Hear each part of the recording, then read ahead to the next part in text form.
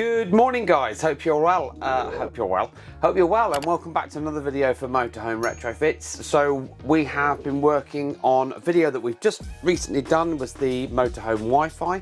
We're still in the 2025 Adria Supreme. There's a few names these days on all these things, but this is the 7-meter Adria. Now, as I said, brand new on a Mercedes chassis. This particular customer has been in with us for all of this week for quite a few things, so we're going to do separate videos for them just so you can see exactly what we can do here at Motorhome Retrofits.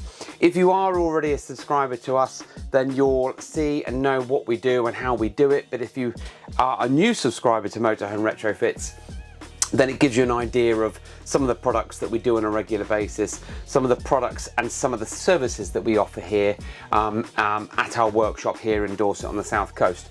So this particular video is all about additional power. Now this is a 2025 Motorhome, already has a lot of extra features and some that are factory features. However, the customer did say to me, look, we could do with some extra power here and some extra power here, and I said, yep, no problem, you tell me where you want it, we'll do it. So what we did do is we have fitted a 240 volt 3-pin UK socket. So this is our trusty heat gun that we use as our demo all the time. So this is what the customer was lacking. Now these are already in certain places in the motorhome. I can see one behind the TV. There's going to be one, there's two in the kitchen area. But what we do find with customers is that one or two is just not enough. And then you're trying to cook, you've got extension leads falling all over the place. It's a bit of a pain in the backside. Hence the reason why we have fitted two new sockets in here. One just down where Sammy is standing, which we'll show you in a second. But the first one is in the master bedroom area. So come and join me in the back here and I'll show you all that. Now, just also to let you know that whenever we work on your vehicle, everything is covered up. So we have blankets that we put down, everything is covered up, but because this video, because this motorhome is now finished in terms of the work that we've done, everything has been put back to how we found it. On some instances, we will ask you to bring the vehicle to us empty. It's not always imperative, but it is handy for us as well. So, because this vehicle is brand new, you've got a power rail that runs all the way along horizontally across the back of the bed here, and that on that power rail is lighting and also sockets, so you can make their multi-use sockets or variable sockets, so that it means that you can plug in USB-A, USB-C, other devices that you need and want, plus also you've got lighting. And because it's so new, you've got some really nice lighting in here. It does look really, really nice. It's a great bit of motorhome. Now, if we open this cupboard here, up in the top right-hand corner there, hopefully Sammy can see that, we have neatly and discreetly fitted a single gang 3-pin 240 socket. Now, I've already hooked the motorhome up to shore power. So what I'm going to do is, just for the video purposes here, I'm going to plug this in. Now the reason why I fitted this socket quite high is because a lot of sockets and a lot of power cables have the trailing lead coming out the bottom. So we've done that to allow for still for you to be able to use the cupboard. You might be putting clothes in here or other such stuff, but you've got your power socket in here. So if I turn this on, now this is on, but also you can see it's getting hot now. So there you go. That's our 240 volt socket in the back. Just turn that off. Now that just means that you've got access to, let's say, charge your portable speaker, because when you're on shore power, you don't always want to use the 12 volt circuit because it can be a slower charging system. So having 240 3-pin when you're hooked up to mains power here or across on the continent is a really handy thing. Now there you go, so we can unplug that. All nicely and neatly done, cabling routed down into the garage where the nearest socket is, and we've piggybacked onto there.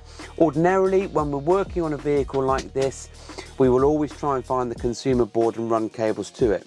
The problem is cost inhibitive, because if we have to run a cable from here to the consumer board, which is at the front, that might take a day to do, and it's just not worth it. You might as well go to the nearest, safest supply.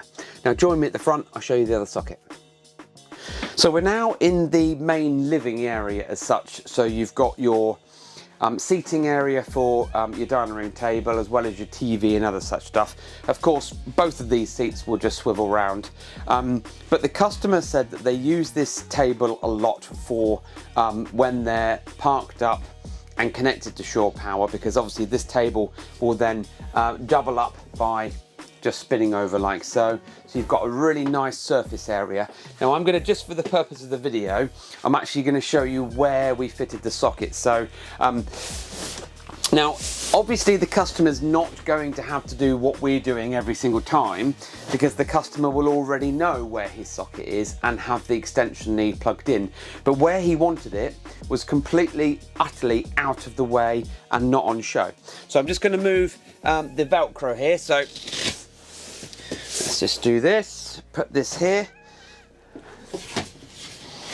Now underneath here is the travelling seat. So this vehicle is a 4-berth, so therefore you can carry 4 passengers legally. So there's the seat there. So if we just lift this up, remove this seat. Okay, let's move that out the way. And then you've got your lift up storage, and you've got your lift up seat. And this then reveals your hot water and your warm air heater. But now you can see where we have fitted the additional socket. Now once an extension lead is plugged in, you could just leave the extension lead plugged in and you don't need to ever worry about it. But realistically, you're not going to want to do all of that. Well, you don't need to, because if I push this down like so, and you've left your extension lead plugged in, you only need to coopy down here, plug it in, and away you go. It's only for the purposes of the video that I've shown you exactly what we've done here. So let's just put that back up. We fitted a double socket for convenience, because then you can either plug in 2 devices. Let's just turn it on. So you can either plug in 2 devices. That's just heating up there just to show you that it's working. Or if you don't want to plug in 2 devices, you can plug in a little 5-point multi-extension, or however many you want. So that way you could have effectively your induction hob, you could have your toaster, you could have your coffee machine, your sandwich maker, whatever you fancy. You can plug it in here, and it means it's convenient, because actually looking at the build of this motorhome, I can't see any other 243-pin sockets. So this is going to be a major benefit to these guys as well, because it just means that it's convenient. So if you have a motorhome and are thinking about extra sockets, don't know what to do, where to go, then give us a ring. Send us a contact form. We can work with you and your spec and your layout of your motorhome, so that we can provide you with these extra handy features. Website links in the bio. We do have stuff like this on our website, but this is a bit more bespoke, but we will be adding more stuff, so don't worry. And as I said, if you are a new subscriber to our channel, please do check out our other ones. We do really appreciate the support from you guys. So thank you for watching, and see you on the next video.